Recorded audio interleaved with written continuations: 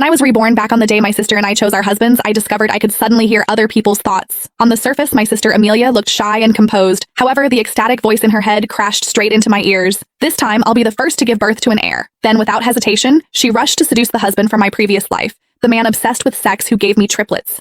Meanwhile, the cold, untouchable man who never even glanced at her in our last life was left to me. She thought she had won. After all, choosing the man with the stronger desire should make getting pregnant easier, right? I watched her excited figure disappear into the distance and slowly smiled. Amelia, this time, you can fall into hell all by yourself. In the center of the hall, attendants carried over 2 bouquets of roses in different colors.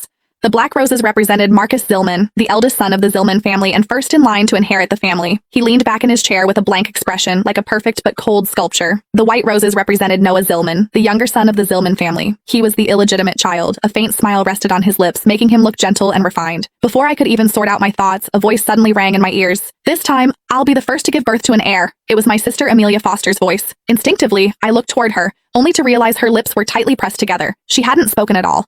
Her eyes were locked onto the bouquet of white roses like a hunter staring at prey. Just wait, I'll steal him away soon enough. Her voice sounded again. In an instant, I understood. I had been reborn, and somehow I could hear other people's thoughts. From the meaning behind Amelia's words just now, she had clearly been reborn too. Otherwise, she never would have said something like, be the first to give birth to an heir. Sure enough, the next second, she stood up and picked up the bouquet of white roses. Right in front of everyone, she shyly pressed a kiss to the roses. Then she walked straight over to Noah and handed them to him. Mr. Noah, please take care of me from now on. The headmistress of the bridal academy immediately spoke when she saw this. Jane, since Amelia chose Noah, you'll marry Marcus. As soon as those words fell, unconcealed triumph flashed through Amelia's eyes. She was laughing in her heart. Jane, this lifetime you'll be the one living like a widow. In our previous life, Amelia had rushed to choose Marcus first in order to become the lady of the Zillman family.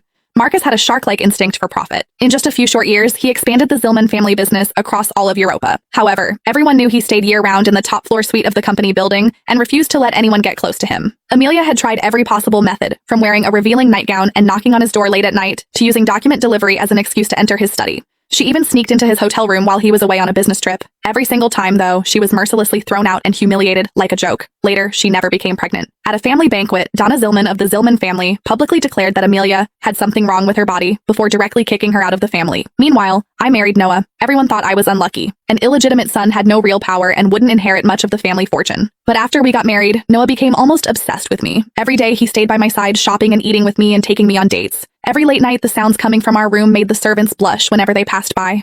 Later, Marcus suddenly died. The autopsy report showed heavy metal poisoning as the cause of death, but nobody knew who did it. Noah inherited the entire Zillman family, and I went from being the wife of a family outcast to becoming the Donna of the Zillman family. Amelia became jealous to the point of madness. She invited me out shopping, only to drag me off the rooftop of a mall so we would die together. The moment the feeling of weightlessness swallowed me whole, I only heard her screaming, "Why do you get to live better than me?"